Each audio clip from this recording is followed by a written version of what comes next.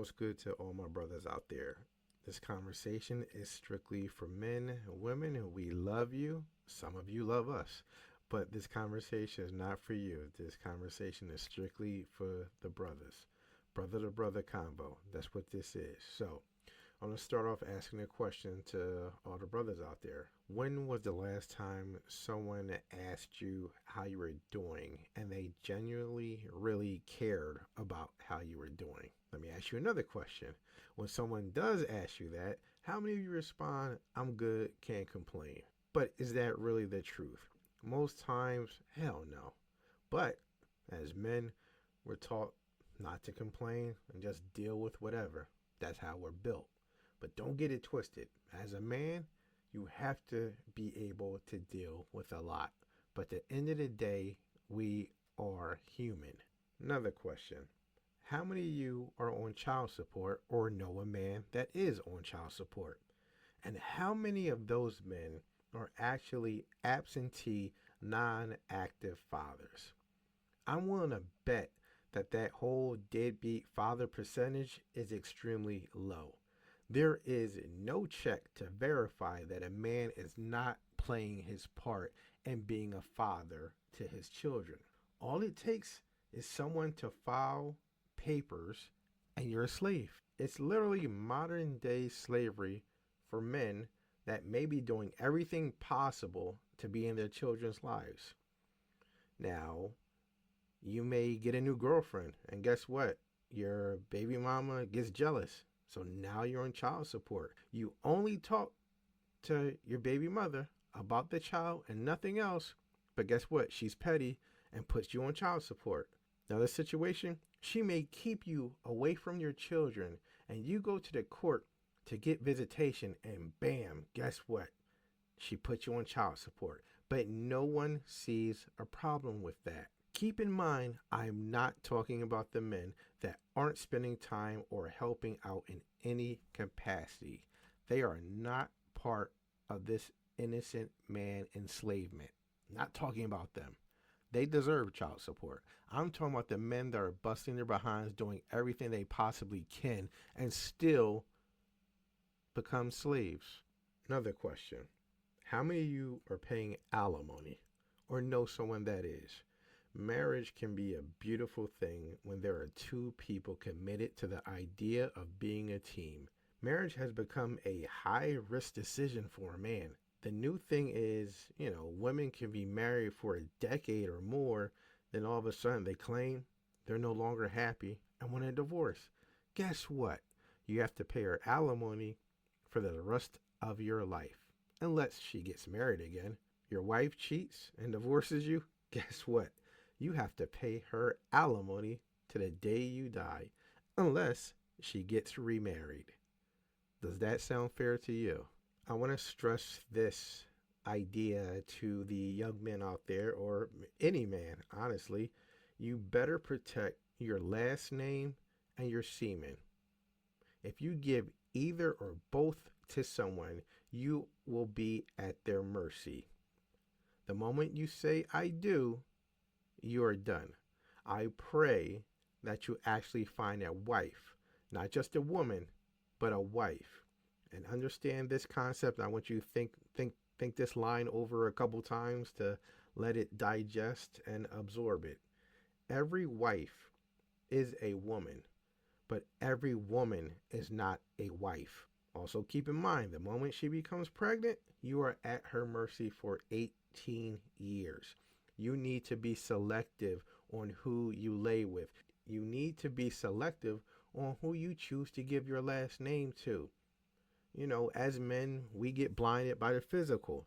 That's not what's important. It's about the character and who she is. Understand that. Do not just marry someone because they look good. That could be the worst decision of your life. You could be at their mercy. You could be paying alimony. You could be paying child support. You could literally be putting yourself in slavery if you do not make the right decisions for the right reasons. The system was created to enslave you. Do not help it. Do not help it. Another question. How many of you have witnessed a man being abused? Oh, you said that doesn't happen to men. Oh, okay. Look, there are multiple forms of abuse. You ever see a chick yelling in a guy's face, putting her finger in his face, maybe pushing his head, calling him all types of different names? It's because she knows he won't cross a line. That's abuse. Now, there are cases with women physically abusing men. It does happen. It probably happens more than we realize. But you got to think about that. Most men probably won't report it because of embarrassment. They don't want to admit that a woman, physically overpowered them. So they don't want to admit it to, friends and family, and definitely don't want to admit it to a cop because on the way that they'll be viewed. And it doesn't always have to be physical abuse. It could be extortion, blackmail, your baby mom. Hey, give me X amount of dollars, or I'm going to put you on child support. Or I know you got a girl, but if you don't give me some, I'm going to put you on child support.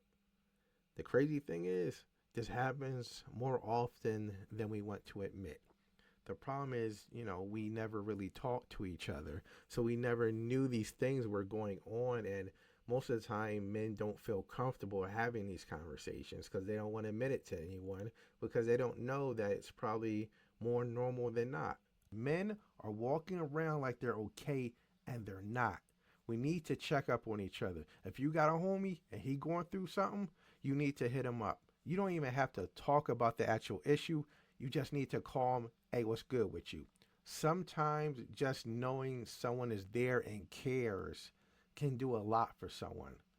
This country is designed for us to not understand our value. We have so many brothers wrongfully accused sitting in jail because someone lied on them. We have so many brothers that are doing everything they can and still being put on child support. You have so many men who married who they thought was their love of their life, and she's no longer happy and leaves him, and he has to pay alimony for the rest of his life. Those are things that are hard to cope with mentally. How do you as a man deal with that and still be okay? It's not easy. The system is against us, and the ones that should love us the most, more times than not, are the ones using it against us. It's easy to get depressed and go down that rabbit hole. We need to start shining the light on those issues and the effects that it has on men. We've lost so many soldiers to suicide because they couldn't see past the dark cloud. There's a line by my favorite MC, and who actually should be a lot of y'all favorite MC. We can discuss that at a different time, but Nas, my number one, he is on Illmatic. He had this line: I need a new nigga for this dark cloud to follow, cause while over me it's too hard to see tomorrow. So many brothers feel like this. There's so much going on that you can't possibly see tomorrow. You can't see a better way because you're in the storm. What I want to stress to you is the storm does not last forever. It may last longer than you want, but it does not last forever. But the key is you have to keep moving. So with that, I've started this channel. Like I said, please, support. I'm not looking for any money. I'm trying to build a community where we have an outlet where we can talk amongst each other just for us, no women, because this conversation needs to be us in a judgment-free zone. So with all that said, if you felt anything I said, or, you think somebody else needs to hear this, please, forward this to them. I'm trying to build this. I'm not looking for any money. I'm just trying to build a community and do good for us. There's too many channels and podcasts of everybody putting each other down, but we need to start talking to each other and building each other up. So if you're cool with that, you kind of like where we may be going, we're going to be touching a lot of these topics and, mental health and things that just are unfortunately normal for black men to deal with. So, please subscribe, like, share this to other brothers that you think, would benefit from this. But, I'm here for us to start this, and let's see where we go. Am I my brother's keeper? We should be. So as each one teach one.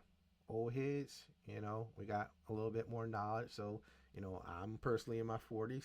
So I know having a conversation with someone in their 20s, I can give them, 20 years worth of experience in my suggestions or advice to them. So that's what we need to do. We need to set up the next generation so they don't have to deal with the same crap that we had to. If you please like, share, subscribe, and I will catch you next time. Peace.